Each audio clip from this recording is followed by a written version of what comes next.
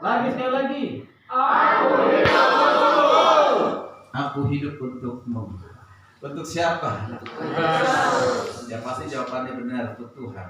Mudah sekali untuk menjawab. Ya? Memang harus mudah untuk menjawabnya. Tapi untuk melakukannya pergumulan dalam hidup kita. Amin. Ini kelihatannya kalimat ini sangat sederhana, saudara kasih Tuhan. Ya, ada lagu siapa yang menciptakan tuh Rinto Harahap atau Obi Mesak ya? Karena saya dulu pencinta lagunya Rinto Harahap dan Obi Mesak. Ya, yaitu apa? Aku terlahir untukmu. Pak Yopi pasti tahu lagu itu. Tadi saya udah lupa itu, karena memang dilupakan lagu-lagu begitu. Tapi kalau diputar bisa diingatkan lagi gitu kan. Aku terlahir untukmu. Nah ini apa? Ini satu pernyataan, perkataan. Ini anak-anak muda ini, bahwa dia terlahir untuk pasangannya, untuk pacarnya kan gitu kan. Saya awali dengan satu ilustrasi, saudara kasih Tuhan.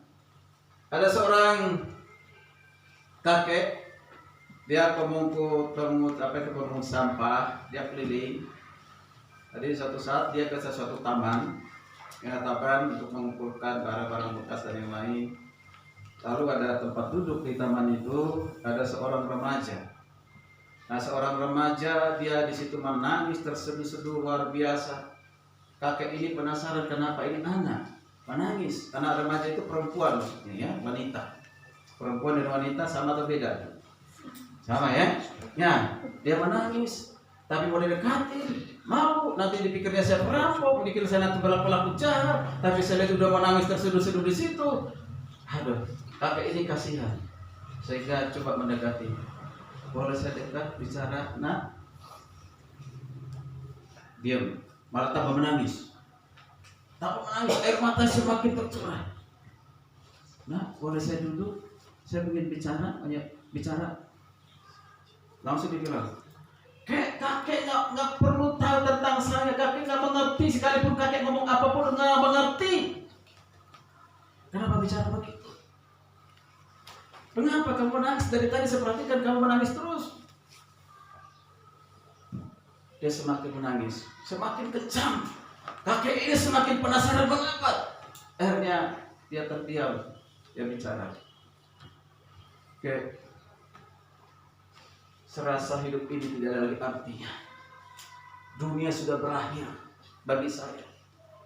Hidupku tidak berarti lagi, tidak ada artinya apa-apa. Mengapa kamu bilang tidak berarti apa-apa? Saya sudah serahkan hidupku kepadanya. Tapi dia tinggalkan aku pindah ke lain hati. Dan di depan saya, dia bercinta dengan yang lain. Lebih baik saya bunuh diri. Begitu sakitnya, padahal hidupku sudah untuk dia. Dia sudah tahu, saya tahu siapa dia. Dia sudah tahu siapa saya. Dia sudah tahu siapa orang tua saya. Bahkan perasaan saya hanya untuk dia. Bahkan apapun kulakukan demi dia, karena hidupku untuk dia. Lebih baik saya mati. Kakek ini tak kaget yang luar biasa. Mari kita perhatikan dari ilustrasi ini. Bagaimana anak seorang remaja ini benar-benar seolah-olah menyerahkan totalitas hidupnya kepada seorang pria yang telah meninggalkan dia, yang mengecewakannya.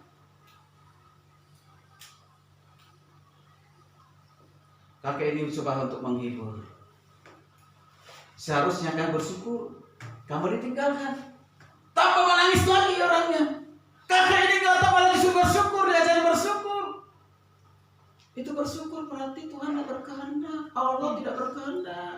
Berarti ada yang lain yang Tuhan berikan kepadamu. Dengan segala cara coba menghibur. Tapi intinya adalah tentang menyerahkan hidup. Menyerahkan hidup. Makanya mungkin lagu tadi saya katakan aku terlahir untukmu itu barangkali itu suatu pengalaman dari seorang anak-anak muda-mudi. Maka diciptakanlah satu lagu. Menciptakan lagu itu tidak mudah, saudara.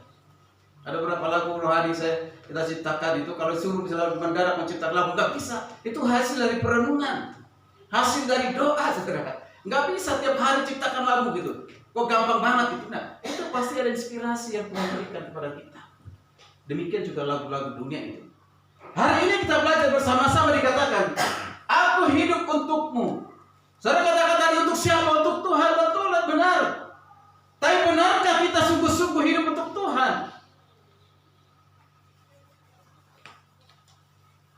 Kita sudah mendengarkan firman Tuhan disampaikan oleh Broli, Pak Ilan, hambanya Pak Yopi. Sebelum masuk ke firman Tuhan ini, saya berikan satu kesimpulan singkat dari khotbah yang disampaikan. Ini sangat berhubungan dengan ini. Orang yang menyerahkan hidupnya bagi Tuhan untuk Tuhan pasti berkarakter. Pasti berkarakter Kristus. Kita tahu apa karakter Kristus, sudah pasti kita tahu. Karakter yang terutama adalah kasih. Betul tidak? Betul. Terutama sebenarnya diajarkan di situ, yaitu karakter namanya memiliki sifat rendah hati. Sifat rendah hati. Mengapa Yesus mau datang sebagai manusia? Dia harus mati, dia harus bangkit mau jadi manusia. Padahal Tuhan pencipta langit, bumi dan segala isinya mau menjadi manusia. Itu menunjukkan sikap kerendahan hati. Dalam sikap kerendahan hati itu pasti ada kasih. Amin. Maka dikatakan, milikilah pikiran seperti pikiran Kristus, miliki perasaan-perasaan seperti Kristus, berikan kehendak-kehendak seperti Kristus. Itulah karakter.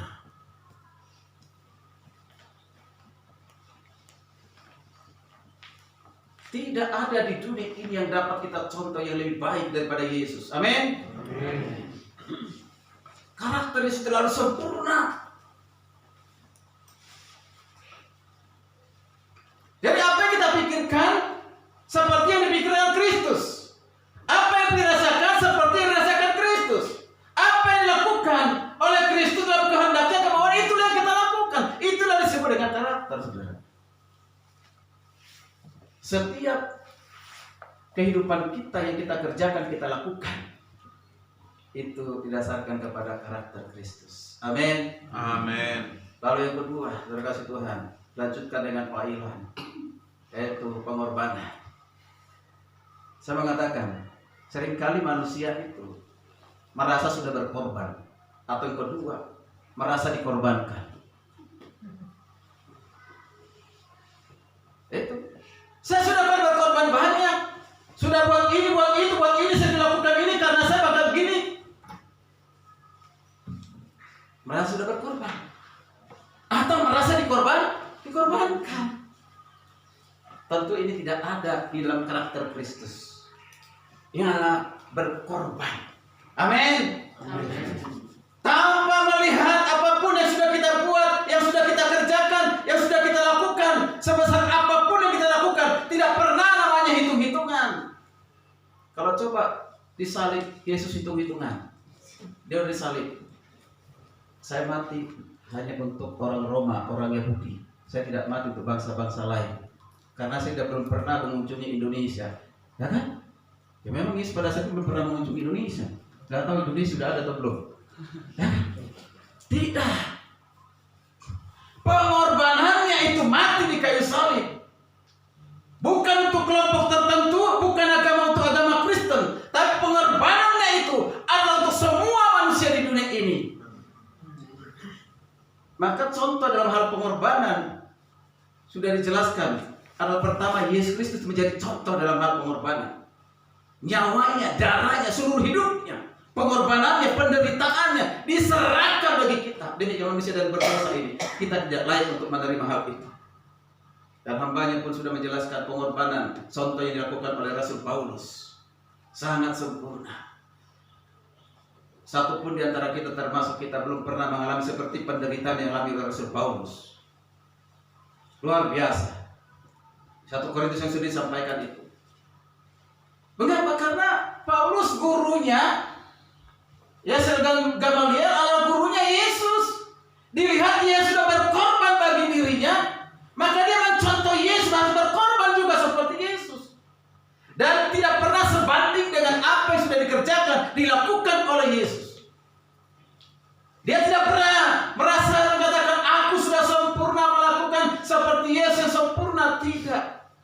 Paulus selalu rendah hati. Maka Paulus mengatakan kepada Timotius, kepada orang lain, ya, dikatakan, teladani akulah aku yang rendah hati. Hanya 2 pernah mengatakan dalam kitab seperti itu. Kalau perjanjian lama ada Musa, dia yang lemah lembut dan rendah hati. Kemudian Paulus juga mengatakan begini, Yesus mengatakan begitu. Ikutlah teladanku, akulah orang yang rendah hati. Luar biasa. Bapak yang kasih Tuhan. Dan hal yang disampaikan oleh Pak Yopi itu berkaitan dengan 2 hal itu, karakter dan juga pengorbanan. Seorang pelayan, setiap kita semua adalah pelayan, diakonusnya Tuhan. Jadi pelayan itu bukan hanya pendeta, penginjil, majelis, bukan. Semua umat percaya, orang-orang sudah percaya kepada Kristus adalah pelayan Kristus. Amin. Hanya bedanya karunianya, talentanya, kemampuannya, kapasitasnya, itu saja bedanya.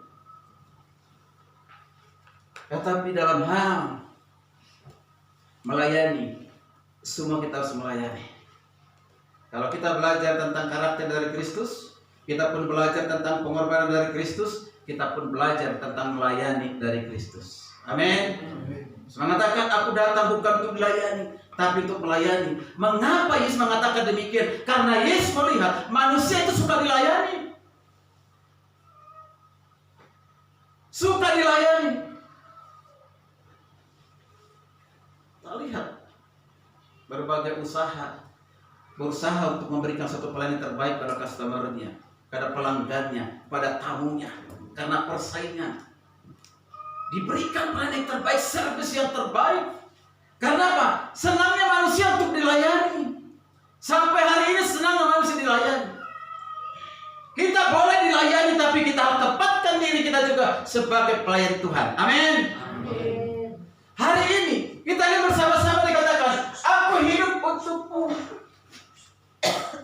Kita belajar dari kitab yang sudah kita baca. Mari kita baca khususnya di kisah di kitab Roma pasal 11 saja. Ya, ayat yang lain saya akan menjelaskannya.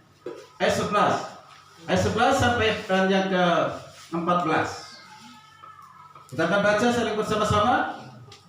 2, 3 ya.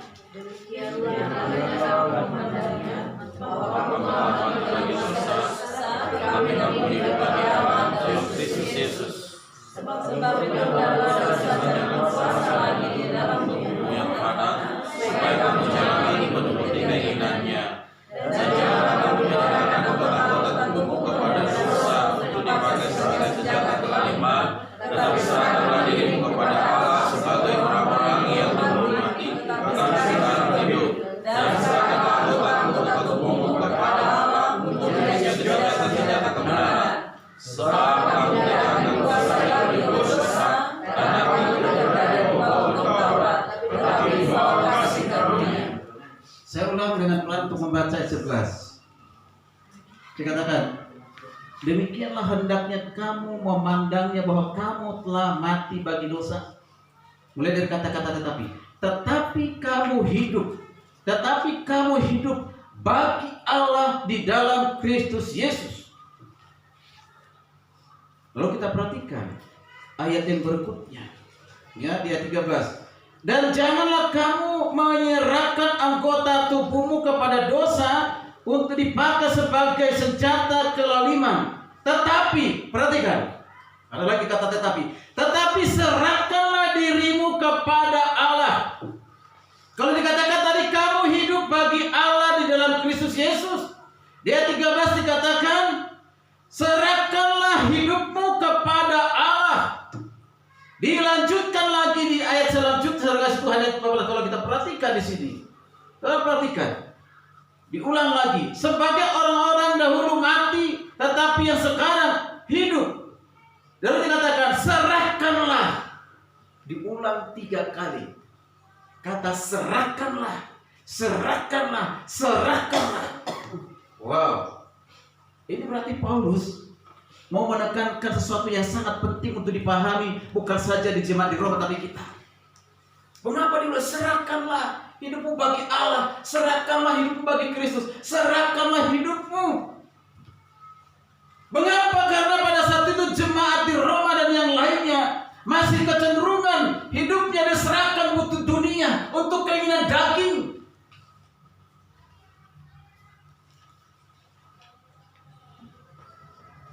Makanya ketika saya menggumuli ini sekaligus juga menjadi suatu peringatan buat saya sendiri.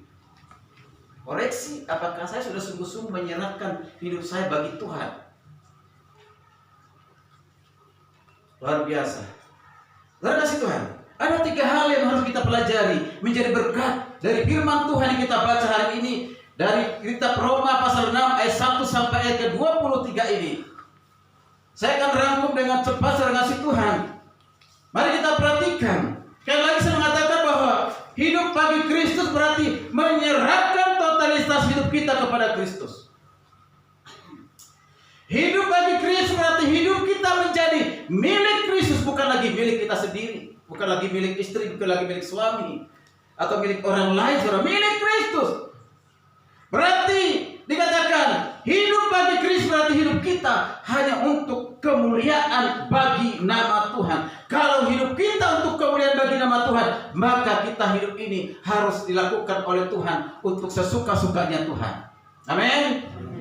Ada lagu suka-sukamu Tuhan, suka-sukamu Tuhan. Lagu itu enak dinyanyikan. Tapi ketika Bapa di surga mendengar dari surga atau Yesus ketika menyanyikan itu, suka-sukamu Tuhan, segala gaya sudah kita lakukan, segala gerak sudah kita lakukan, suara 1, suara 3, suara 4, suara 5 kalau ada, nyanyi. Tapi kalau itu sesuai dengan dalam kehidupan kita, mau kita sesuka-sukanya Tuhan, Tuhan senang, bahkan malaikat pun ikut bergoyang dangdut, saudara. Oh, anakku lagi bernyanyi, saya suka-suka, memang saya suka-suka Tuhan. Tapi kalau kita suka-suka Tuhan tapi tidak sesuai dengan nyanyian kita, aduh kamu ini bersandiwara di hadapanku, engkau bisa bersandiwara di hadapan manusia. Karena buku itu ya, kalau bisa bersandiwara di hadapan manusia, tapi di hadapan Tuhan tidak. Nah, Bapak Ibu dikasih Tuhan, ketika seorang istri menyerahkan dirinya kepada suami dalam suatu pernikahan, maka istri tidak akan pernah berkata, engkau memang sudah suamiku, tapi tidak semuanya hidupku menjadi milikmu. Ada nggak seperti itu? Saya kasih hanya separuh saja buat dirimu, separuh lagi buat orang tua saya. Tidak ada. Atau dikatakan, suami memang itu menjadi suamiku, aku serahkan hanya tanganku saja, kakiku sebelah saja, sebelahnya itu milik orang lain. Tidak ada. Alkitab katakan semuanya kita serahkan. Tidak lagi dompetnya suami, dompetnya istri, satu dompet. Itu karena seringkali hanya suami yang punya dompet, istri hanya jatah dikasih gitu kan. Di sini nggak ada yang mampu.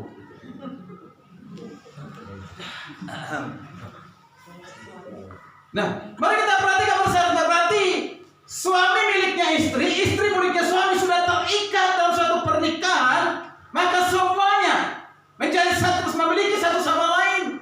Tidak ada yang lebih rendah, tidak ada yang lebih tinggi. Kalau di tempat lain mungkin ada istri atau perempuan lebih rendah daripada pria. Di dalam kekristenan, ajaran Kristus tidak ada demikian. Amin.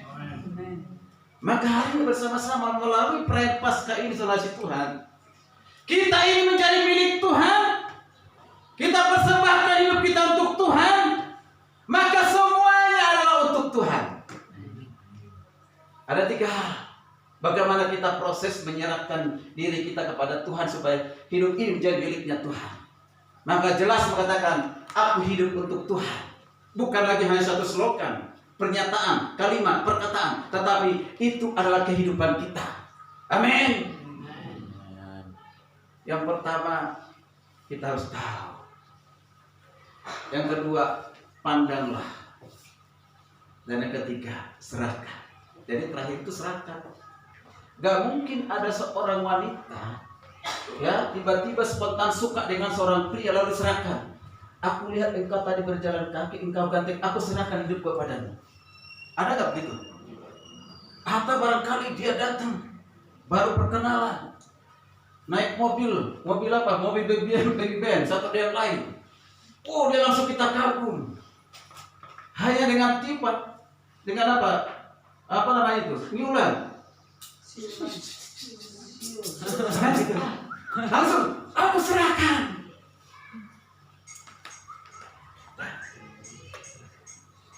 Mengapa begitu banyak wanita menjadi korban? Karena terlalu mudah menyerahkan hidupnya tanpa tahu siapa dia sesungguhnya.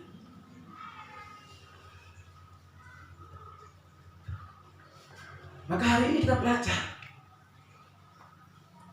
apa yang dikatakan oleh Paulus. Saya perhatikan di ayat 1 sampai 10 itu ada 3 kali diulang oleh Paulus kata tahu, kita tahu. Ini kalau dikatakan dengan 3 kali kata kita tahu, berarti penting sekali menjadi perhatian buat kita. Lalu pertanyaannya, apa yang harus kita tahu? Apa yang harus kita tahu tentang Yesus? Kalau kita percaya, apa sih makna kematian Yesus? Apa sih makna kebangkitan Kristus? Pasti kita semua sudah bisa jawab. Adalah dia mati untuk menebus dosa saya. Dia bangkit untuk kemenangan saya. Itu benar jawabannya.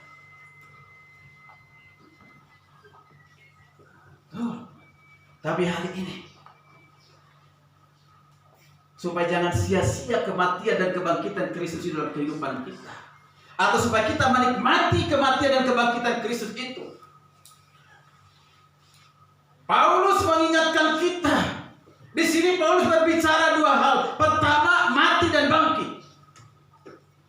Dibaca nanti di ayat 1 sampai 10 itu. Diawali dengan mati terhadap dosa. Yang kedua, bahkan Paulus mengajarkan tentang bukan saja kematian Kristus, tapi juga kebangkitan Kristus. Kita harus tahu. Mari kita perhatikan bersama-sama kasih Tuhan. Maksud Paulus di sini, engkau tahu tentang apa? Pengetahuan tentang apa? Pengetahuan tentang dosa, pengetahuan tentang Kristus. Harus tahu. 2 hal ini mau dijelaskan oleh Rasul Paulus, makanya kitab Roma pasal 1 sampai pasal ke-11 itu isinya semua tentang doktrin, tentang pengetahuan. Baru masuk 12 itu adalah praktis penerapan. Termasuk di pasal 6 ini berbicara tentang doktrin dosa dan doktrin Kristus atau kristologi, hamartologi. Paulus mengajarkan kepada orang Roma atau orang Yahudi pada saat itu berbicara tentang dosa. Dosa itu membuat manusia mati. Pernah mati? Pernah mengalami kematian? Lalu hidup lagi? Tidak kan? Dan kita masih berdoa supaya jangan mati tapi hidup. Tapi sesungguhnya masih banyak orang yang kelihatan hidup tapi mati. Mati apa? Mati apa? Rohani. Mati rohani. Mari kita perhatikan. Kalau kita melihat orang mati, saya belum pernah melihat orang mati. Orang mati itu matanya berkedip-kedip. Pernah lihat? Wah, itu mati jadi-jadian. Atau dia sudah mati tangannya begini. Haleluya. Atau kakinya bergerak-gerak. Orang mati nggak ada. Hidup itu namanya. Nggak bergerak sama sekali. Kaku dan tidak bisa berbuat apa-apa. Dan itu orang mati kan? Bisa nggak dia mandi sendiri? Orang mati? Tidak. Bisa nggak orang mati mengganti bajunya sendiri? Nggak bisa. Bisa nggak dia menggali kuburnya sendiri? Nggak bisa. Bisa nggak dia untuk datang ke kuburan dia lalu dia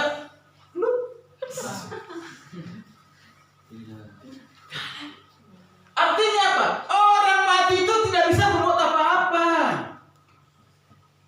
Dia bergantung kepada sesuatu yang ada di luar dirinya. Itulah kata mati yang dijelaskan oleh Rasul Paulus di sini. Sesungguhnya manusia itu sudah mati karena pelanggaran akan dosa. Tidak mampu, tidak bisa berbuat apa-apa seperti orang mati tadi. Tidak bisa. Tidak ada jalan keluar bagi manusia untuk menuju kepada kehidupan dengan cara apapun, termasuk dengan cara agama, tidak bisa. Maka Paulus mengatakan yang kedua, selain engkau sudah tahu ternyata orang mati itu tidak bisa berbuat apa-apa, berarti engkau harus mati di dalam dosa, mati dalam setiap perbuatan. Maka hal yang penting Paulus katakan di sini, dia bukan menyampaikan persoalan tentang mati saja karena dosa, tetapi dia menjelaskan tentang Kristus yang sudah mati bagimu dan yang sudah bangkit bagimu. Ini berbicara tentang kristologi ataupun Kristus. Sederhananya saudara Tuhan. Hal yang kedua, Paulus ini menjelaskan bukan saja tentang kematian yang mengerikan itu, tapi supaya menggantikan kematian manusia karena dosa itu, dia harus rela mati. Ini sudah disampaikan di perayaan Jumat Agung. Maka yang penting saya sampaikan tentang berhubungan dengan kebangkitan. Maka dikatakan engkau sudah mati dalam kematian Kristus dan engkau sudah dibangkitkan bersama dengan kebangkitan Kristus. Enggak mati dalam kehidupan yang lama dan engkau sudah dibangkitkan bersama dengan kebangkitan Kristus. Kehidupan lama dia tinggalkan dan kehidupan yang baru menjadi milik kita. Amin. Dan itu dikatakan di ayat ini. Silakan baca saudara Tuhan di ayat 1 sampai 10. Ini bicara tentang doktrin, pengetahuan yang harus kita ketahui sebelum kita menyerahkan diri, supaya kita sadar siapa kita sesungguhnya. Mengapa masih ada orang merasa sudah banyak berkorban melakukan pelayanan dalam hidupnya? Berarti dia tidak ingat kematian Yesus tidak sebanding dengan pengorbanan kita. Amin. Kalau ada sudah mulai lihat hitung-hitungan apa itu hamba Tuhan dengan apa yang dia buat, apa yang dikorbankan. Paulus ingatkan kita hari ini. Seberapa besar pun yang sudah kita buat, sudah kita kerjakan dalam pelayanan kita, dalam kehidupan kita, dalam persekutuan kita, dalam rumah tangga kita, itu belum pernah dan tidak akan pernah sebanding dengan dikerjakan oleh Yesus. Amin. Maka lakukanlah dengan sukacita. Luar biasa. Bapak Ibu dikasih Tuhan. Jadi harus aku tahu siapa Yesus. Harus aku tahu mengapa dia mati. Harus aku tahu mengapa dia bangkit. Harus aku tahu mengapa dia naik ke surga. Harus aku tahu mengapa dia akan datang kembali. Harus aku tahu. Pengetahuan. Tapi tidak cukup hanya dengan pengetahuan. Banyak orang yang tahu, tapi hanya sekedar tahu dan tidak pernah berbuat apa-apa dan tidak percaya, menolak. Orang-orang Yahudi tahu nggak tentang Yesus? Tahu. Pernah dengar nggak bahwa Mesias? Tahu. Pernah dengar? Semua mereka dengar. Bahkan tahu di mana dia akan lahir, di mana dia dibesarkan, apa pekerjaannya, apa misinya. Tahu. Tapi Tuhan katakan kepada mereka, "Penyala engkau dari hadapanku, aku tidak mengenalmu." Ini sangat keras sudah kasih Tuhan. Padahal mereka adalah orang-orang yang benar mengajarkan tentang hukum Taurat. Jangan ini sampai terjadi dalam kehidupan kita. Hanya sekedar tahu tapi tidak pernah merasakan. Maka yang kedua, pandanglah, perhatikan ayat 11 dikatakan. Oleh Paulus katakan begitu. Demikianlah hendaknya kamu memandangnya. Apa yang kita pandang? Kata pandang di sini sengaja Tuhan sebenarnya lebih tepat kalau terjemahkan dari bahasa aslinya, yaitu apa? Memperhitungkan. Jadi bukan memandang, memperhitungkan. Apa yang kita perhitungkan? Yang kita perhitungkan itu tadi apa yang kita tahu tentang dosa, apa yang kita tahu tentang Kristus. Jangan hanya kita tahu, tapi kita perhitungkan. Itu adalah suatu kebenaran, fakta yang harus kita terima, kita rasakan, kita alami dalam kehidupan kita. Amin. Makanya seorang anak muda atau pemudi, dia harus mengenal siapa pria itu sebelum dia jatuh cinta. Dia harus kenal betul, paham betul siapa dia. Setelah dia tahu segala kebaikannya, keramahannya, dan yang lain sebagainya, dia tahu kepribadian karakternya, mulai dia jatuh hati. Dan dia tidak hanya sekedar tahu siapa dia, tapi aku ingin menjadi miliknya dan dia menjadi milikku. Itu langkah perasaan. Bicara apa? Perasaan. Makanya siapa? Agnes Monica mengatakan cinta itu jangan hanya logika, tapi juga harus dengan perasaan. Logika penting untuk apa? Mengetahui, memahami, mengenal. Tapi tidak cukup sampai di situ. Perasaan kita juga berperan. Demikian hal ketika kita sudah tahu tentang fakta tentang dosa, fakta tentang Kristus, maka kita harus memperhitungkan itu. Kebenaran itu harus menjadi bagian dari kehidupan kita. Amin. Harus menjadi bagian dari kehidupan kita. Kita harus terima, kita harus rasakan, kita harus alami. Dan tidak mudah. Dan proses itu tidak instan. Proses itu panjang, lama. Dan ketika di proses itu tidak enak, banyak tidak enaknya, saudara. Para hamba Tuhan pasti mengalami hal itu. Tidak enak, banyak tidak enaknya. Geser sana, geser kiri, kanan, yang lain sebagainya. Perasaan kita disinggung, kita disalah mengerti, disalah pahami, dituduh, difitnah, digosipkan, direndahkan, diomongin. Itu proses gesekan membuat kita supaya kita menjadi emas yang murni. Amin. Amin. Harus dibakar, digosok semakin apa? Bagus. Dimurnikan saja. Bapak Ibu kasih Tuhan. Pandanglah. Pandang apa yang sudah dilakukan Yesus. Dia mati dan bangkit. Dan engkau harus merasakan kematian dan kebangkitan di dalam hidupmu. Amin. Amin. Amin. Amin. Yang terakhir. Yang terakhir.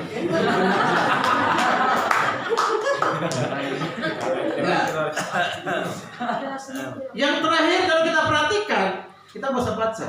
Ini sebenarnya rangkuman dari ayat yang ke-12 sampai 20, ayat yang ke-23, saudara kasih Tuhan. Kalau kita perhatikan ayat ini secara keseluruhan, ada beberapa hal yang ditekankan oleh Rasul Paulus di sini. Ya. Dan dikatakan 3 kali tadi serahkan. Jangan jadi hanya begini. Kita ini menyerahkan hidup kita ini kepada siapa? Pak Yop tadi Bible berkatakan, kemungkinan kita serahkan kepada siapa? Dunia, kepada setan, diri kita sendiri. Mari kita ada diskusi di situ tentang orang yang mati karena pelanggaran kejahatan. Lalu pendeta mengatakan dia sudah tenang di surga, padahal dia mati karena minum cap tikus. Sudah tenang di surga. Baru saja membunuh lalu dibunuh. Oh, dia sudah tenang di surga.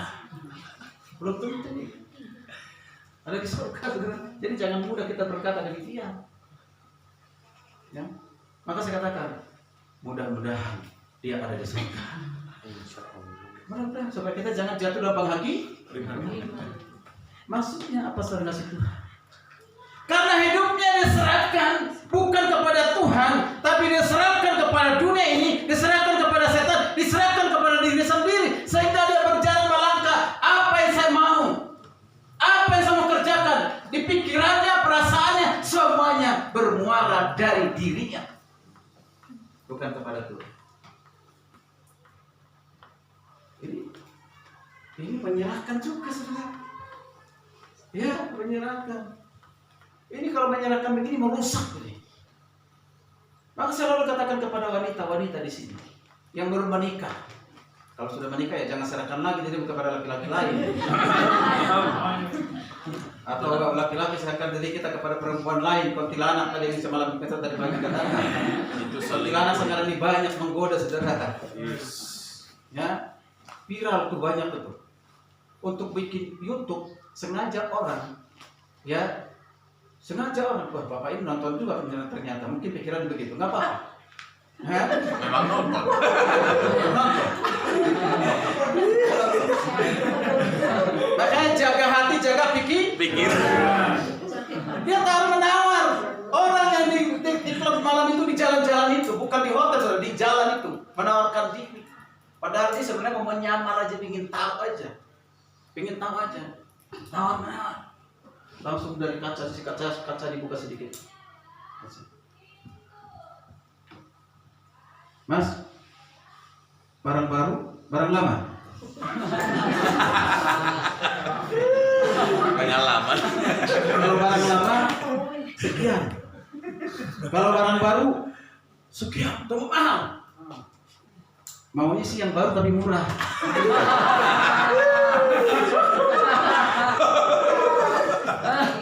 Mas ini bilang, Mas enak aja mana ada barang baru murah. Handphone aja baru mahal. Ya lebih murah lah. Berapa kalau barang baru? Ya sekitar 1,2. 1,2. Kok mahal sekali? Kan baru Mas. Benar baru. Pasti servisnya hebat. Belum disentuh. Begitu. Layar HP. Kurang dong. Kalau kurang ya udah kurang 200 sampai ditawari sampai 150. Uangku nggak ada sebesar itu. Uangku hanya dikatakan ada 150.000. Mau nggak? 150.000 hari gini barang baru. Mana ada? Ayolah, daripada kosong. Ya ampun ini dosa langsung hanya dari 1.200.000 150 langsung masuk ke mobil. Luar biasa. Hati-hati saudara kasih Tuhan. Itulah dosa bergelimang sekarang di dunia ini. Wanita-wanita yang masih muda-muda ini, jangan terlalu muda engkau jatuh cinta, menyerahkan dirimu kepada pria yang baru kau kenal. Bahkan bukan hanya menyerahkan cintamu, tapi menyerahkan seluruh hidupmu, padahal belum suamimu, belum istrimu, belum ada hubungan apa-apa, baru pacaran. Dompetnya pacarnya yang laki-laki sudah dipegang oleh wanita. Wow, diserahkan, sudah percaya. Hati-hati. Satu saat belum tentu itu menjadi istrimu, engkau nangis darah. Nangis darah bukan hanya nangis air mata, air hidung juga keluar. Jadi jangan terlalu mudah menyerahkan. Kenal dulu dengan baik. Amin. Amin. Sering saya katakan kepada anak muda begini, hai anak muda, terutama wanita-wanita, ya, janganlah kau seperti bunga di tepi jalan sesuka orang memetiknya, setelah kering dibuang. Tapi jadilah seperti batu karang di tengah lautan, hanya pahlawan bisa mengambilnya. Amin. Perlu pengorbanan. Tadinya dia tidak tahu berenang, dia belajar berenang. Sekalipun banyak tenggelamnya, dia berenang. Kenapa? Definisi dia berkorban. Dari batu karang, dia harus belajar berenang supaya bisa masuk ke dasar laut, mengambil batu karang itu. Demikian, ini barangkali filsafat dunia, tapi intinya adalah perlu lihat pengorbanan. Jangan korbankan, ya, tapi harus apa? Ada pengorbanan. Yesus kita belajar bersama-sama kasih Tuhan. Kata diserahkan hal yang positif, hal yang baik. Serahkan hidupmu, pikiranmu, perasaanmu, tubuhmu untuk kemuliaan bagi nama Tuhan, menjadi alat kemuliaan Tuhan. Mengapa? Ada 3 hal. Yang terakhir, betul yang terakhir Pak Irman. Dari menyerahkan ini, pertama, kepada siapa kita menyerahkan hidup kita? Dan pasti kepada Tuhan Yesus. Lalu yang berikutnya, mengapa kita harus menyerahkan diri kita kepada Tuhan? Mengapa saudara dan saya menyerahkan Tuhan, ada 3 alasan yang dijelaskan oleh Rasul Paulus di sini, mulai dari ayat 14 sampai 23, maka saya simpulkan. Yang pertama, karena kita sudah menikmati kemurahan Tuhan. Amin. Menikmati kasih karunia Tuhan. Dia rela mati dan bangkit bagi kita. Lalu kita menikmati itu bukanlah kita layak untuk menerimanya, layak untuk menikmatinya, tapi karena kasih karunia Tuhan. Manusia diselamatkan bukan karena agama, manusia diselamatkan bukan karena melakukan hukum Taurat, tapi karena kasih karunia. Maka kita harus menghargai kasih karunia itu, menikmati kasih karunia itu. Dengan cara apa? Serahkan diri kita kepada Tuhan. Amin. Dari yang tidak layak dilayakkan oleh Tuhan. Lalu yang kedua, kemerdekaan. Wow, luar biasa. Mengapa kita menyerahkan diri kepada Tuhan? Aku hidup untuk Tuhan. Mengapa? Karena Tuhan sudah memberikan kemerdekaan kepada kita. Kemerdekaan dari mana? Kemerdekaan dari hamba dosa. Namanya hamba dosa berarti kita diperbudak oleh dosa. Kita tidak mampu keluar dari dosa itu. Maka kita senang melakukan dosa. Bahkan semalam kita bicara, bercerita-cerita lagi. Tadi juga banyak sekali orang gonta-ganti pasangan. Bahkan perselingkuhan itu sudah gak merasa berdosa. Udah biasa. Sudah biasa. Gak merasa berdosa. Sudah diikat dengan kuasa dosa. Diperbudak oleh dosa. Pikirannya dosa. Perasaannya dosa. Tindakannya pun dosa. Udah diikat dengan dosa. Tapi ketika kita di dalam Kristus, kita ikatan itu sudah dihancurkan. Amin. Ikatan itu sudah dilepaskan. Kita dimerdekakan dari hamba dosa. Tidak lagi diperbudak oleh dosa. Tapi kita menjadi hamba kebenaran. Amin. Amin. Hamba kebenaran. Semangat sekali Pak Irman, Bapak Kio. Luar biasa. Ini Pak Kio ini semangatnya luar biasa. Dan kita semuanya bersemangat. Amin. Amin. Dimerdekakan dari dosa. Kalau saudara dimerdekakan oleh dari dosa, jangan lagi berbuat dosa. Ada ilustrasi begini, saya kasih Tuhan. Saya ingatin, ketika saya mengikuti suatu pernikahan di Jawa Tengah, di gereja Jawa, ya, saya mendengar, masih ingat tuh khotbah itu. Ini bicara tentang dosa. Ilustrasi digunakan begini, bahwa ada seorang kakek punya kerbau yang warna kulitnya itu kemerah-merahan seperti bule, ya, kemerah-merahan. Dia senang dengan kerbau itu sehingga dia rawat kerbau itu. Dia mandiin rutin setiap hari. Bahkan ada sampo khusus untuk kerbau itu. Dia bersihkan tiap hari, bersihkan. Ya, setelah dia bersihkan karena dia senang melihat. Dengan orang pun senang melihatnya. Agak unik. Berbeda dengan kerbau-kerbau yang lainnya. Setelah dia mandiin, dia bersihin. Bersihkan sampo semua. Dia ingin mengambil sesuatu, masuk ke dapur. Itu dia punya sapi, di situ dia lupa ngikatnya. Dia kembali dari belakang dapur, lihat kerbaunya sudah nggak ada. Lalu dicari, ternyata sudah ada di kubangan yang tadinya sudah bersih, mandi, udah dibersihkan. Sekarang kotor lagi dengan apa? Lumpur. Kotor dengan lumpur. Dia marah-marah kepada paruh itu. Kamu tidak tahu diri ya? Saya sudah bersihkan, saya sudah mandikan, dan sampo saya sudah berapa banyak habis. Mengerti nggak sapi itu? Kerbau itu? Tidak mengerti, saudara. Malah di ekornya digini. Artinya apa, saudara si Tuhan? Seringkali kita seperti itu. Dosa kita sudah dibersihkan Tuhan, dosa kita sudah diampuni oleh Tuhan, tapi kita masih sering main lumpur. Dosa. Kalau saya katakan nanti babi terlalu kasar, saudara. Babi itu kalau nggak di kandang, di luar, dia kerjanya ada di mana? Ada di mana? Kubangan. Iya di Kubangan. Beliau dari kanan, dulu saya memelihara babi, saya mandikan itu. Saya mandikan, ya, bersihkan, semprot, itu kan. Nah, ketika dia lepas pulang-pulang masih bersih nggak? Nah, pulang-pulang masih bersih nggak? Udah dengar rumput. Aduh, mulut saya harus menahan, jangan kita seperti babi. Tapi saya ngomong juga nih. Ya, iya rendah sekali saudara. Nah, kita belajar. Kalau kita sudah dibersihkan dengan kematian Kristus, sudah dibersihkan dengan kebangkitan Kristus, maka kita harus menjaga hidup terus dalam kebenaran, jangan lagi diperhamba dosa. Amin. Mengapa kita harus menyerahkan diri? Serahkan diri yang terakhir adalah karena kita harus berbuah.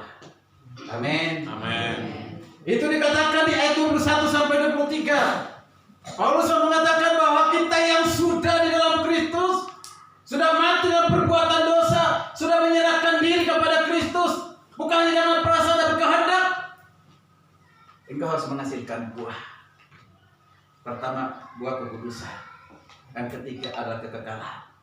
Amin. Orang yang sudah percaya dan sudah selamat dan menjaga hidup dalam kekudusan, pemelihara hidup dalam kekudusan, maka dia sudah menanti masuk di dalam kehidupan yang kekal. Itulah di ayat yang terakhir dikatakan. Ayat 23, saudara baca di sana. Bapak Ibu dikasih Tuhan. Orang yang sudah tahu, ini masuk kesimpulan, orang yang sudah pandang, dia tahu, dia memandang kepada fakta kebenaran kematian Kristus, bahkan menyerahkan hidupnya kepada Kristus.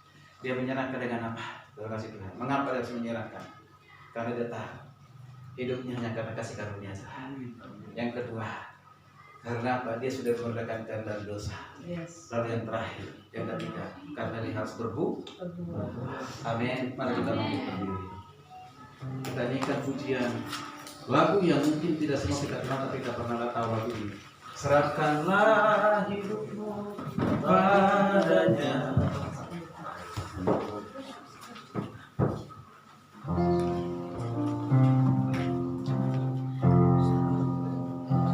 Mari kita nyanyikan pujian ini, yang tahu lagu ini nyanyikan dengan keras.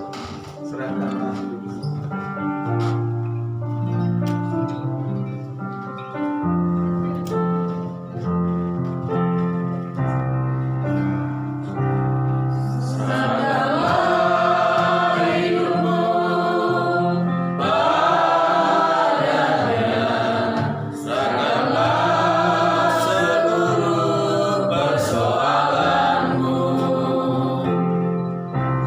Di dalam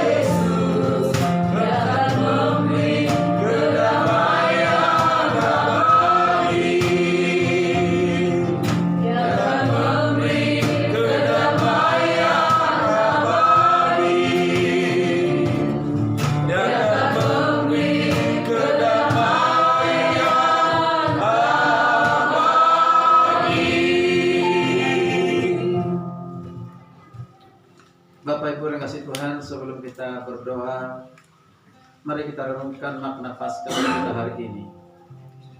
Apa makna sesungguhnya Paskah bagi kita? Kita memperingati Paskah berarti memperingati peristiwa yang besar, yang dahsyat, yang luar biasa, yang sudah terjadi dan tidak akan pernah terjadi lagi, yaitu kebangkitan Kristus mengalahkan kematian, mengalahkan maut, dan hidup untuk selama-lamanya dalam kekekalan. Kebangkitan Kristus dikerjakan, dilakukan bukan untuk dirinya sendiri, tapi untuk kita manusia percaya. Dengan kebangkitan Kristus, status kita diubah dari manusia lama menjadi manusia baru. Manusia lama menuju kepada kebinasaan. Manusia lama hidup dan berbudak oleh dosa. Pikiran kita, perasaan kita, kehendak kita, kemauan kita diperbudak oleh dosa. Itulah manusia lama, sehingga ada iri hati, kedengkian, fitnah, dan yang lain sebagainya, sehingga membuat kita benar-benar tidak berdaya keluar dari setiap perbudakan itu. Tapi syukur kepada Tuhan, Bapa di surga mengutus anak yang tunggal Yesus Kristus menjadi manusia, mengorbankan dirinya. Dia telah mati bagi kita, bahkan dia telah bangkit bagi kita. Maka kita pun telah mati terhadap dosa itu dalam kematian Kristus.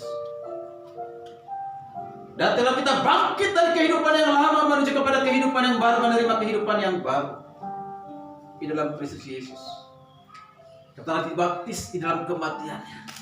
Kita telah dibaptis dalam kebangkitannya, sehingga kita menjadi milik Kristus, dipersatukan menjadi milik Allah, menjadi milik Kristus. Maka hidup kita adalah untuk Tuhan. Sudahkah kita menyerahkan hidup kita kepada Tuhan atau kepada dunia kelaliman atau kejahatan di dunia ini? Atau kita masih lebih condong, lebih sering lagi fokus dengan perkara-perkara dunia, mengabaikan perkara-perkara rohani? Renungkanlah kembali makna Paskah dalam kehidupan kita. Kita bukan hanya tahu, tapi harus kita rasakan. Kita harus alami Kristus dalam kehidupan kita. Ambil tindakan. Kita serahkan seluruh hidup kita. Anggota tubuh ini bukan lagi untuk dosa, tapi anggota tubuh ini adalah untuk alat kemuliaan bagi nama Tuhan. Sampai kita masuk dalam keabadian, hidup yang kekal. Jika masih senang kita berbuat dosa, terutama anak-anak muda, para remaja, mungkin dalam pergaulanmu selama ini masih pergaulan sama dengan dunia, cara-cara dunia, kabar tebal. Engkau mudah jatuh cinta, dan engkau mudah meninggalkan seseorang dengan hatimu yang tidak jujur itu. Minta ampun kepada Tuhan. Saya tidak tahu apa yang sedang saya pikirkan, saya rasakan pada saat ini. Tapi kalau ada selama ini yang tidak berkenan kepada Tuhan, Tuhan tahu, Tuhan sedang melihat hatimu. Dia sedang ingin memulihkanmu, ingin menjamah hatimu supaya kau menjadi seorang pribadi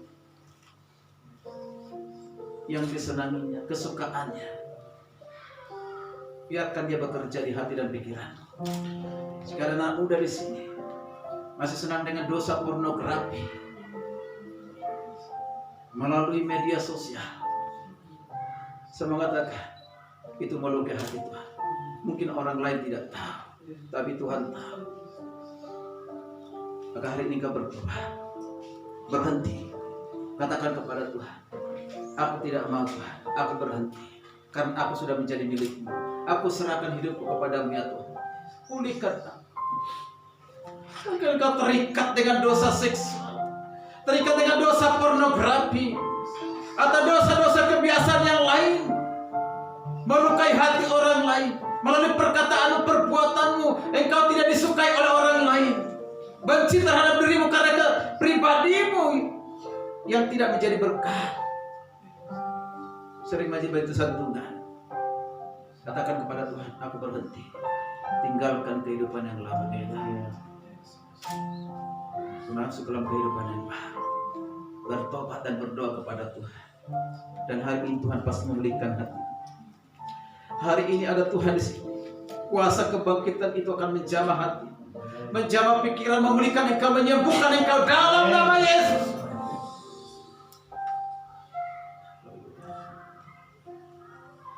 Saya undang Pak Ilan hambanya untuk maju ke depan untuk berdoa, dan kita angkat tangan kita nyanyikan pujian ini rapnya saja. Kita nyanyikan pujian ini rapnya saja, setelah itu kita berdoa. Berseru pada Yesus, berserah pada Yesus, percayalah Dia sanggup menolongmu. Berseru pada Yesus, berserah pada Yesus, Dia akan memberi kedamaian abadi.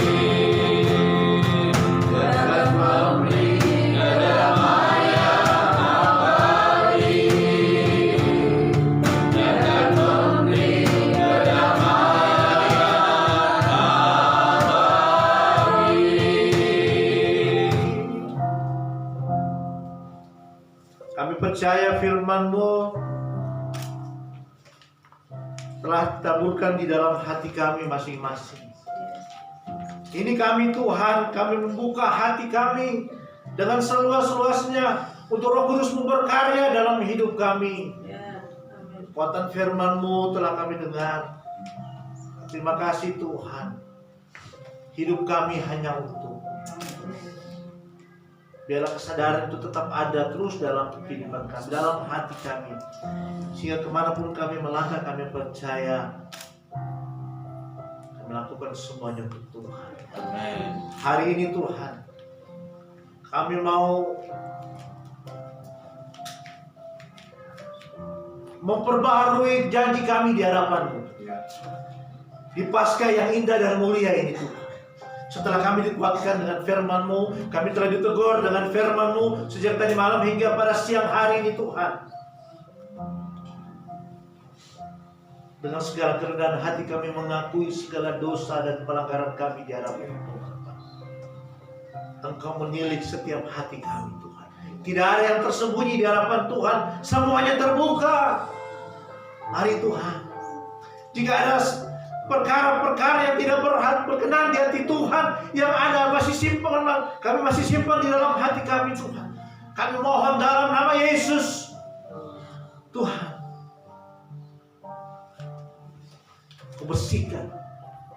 Engkau bersihkan hati kami Tuhan dari segala anasir-anasir buruk, anasir-anasir jahat, anasir-anasir negatif yang mungkin masih ada dalam hati kami. Karena kami percaya Tuhan, pengorbanan-Mu di kayu salib telah menyelesaikan semuanya bagi kami. Dan kami mau untuk sungguh-sungguh menghargai karya keselamatan-Mu itu Tuhan, dengan hidup di dalam Engkau, hidup berkenan di dalam Engkau Tuhan. Terima kasih Bapa. Kau lihat setiap kehidupan anak-anak-Mu siang hari. Kami rindu terjadi pemulihan dalam kehidupan kami siang hari ini. Kami menjadi orang-orang lebih dari pemenang. Amen. Terpuji nama-Mu Tuhan Yesus. Terima kasih Bapa. Ini hidup kami, pakai kami untuk menjadi alat kemuliaan-Mu. Berkati hamba-Mu Bapak Gembala yang sudah menyampaikan inisiatif Tuhan bagi kami di Paskah yang mulia ini. Dimanapun dia boleh melayani Tuhan, nama Tuhan selalu dipermuliakan. Tambah-tambahkan hikmat, marifat atas kasih pelayanannya, kasih keluarganya, rumah tangga. Apa yang dikerjakan, biarlah Tuhan yang memberkati, berhasil dalam nama Tuhan Yesus. Terpuji nama-Mu Tuhan. Kami mengucap syukur untuk kebenaran firman-Mu siang hari ini. Dalam nama Tuhan Yesus, kami berdoa dan percaya. Haleluya. Amin. Puji Tuhan, silakan berdoa berkati.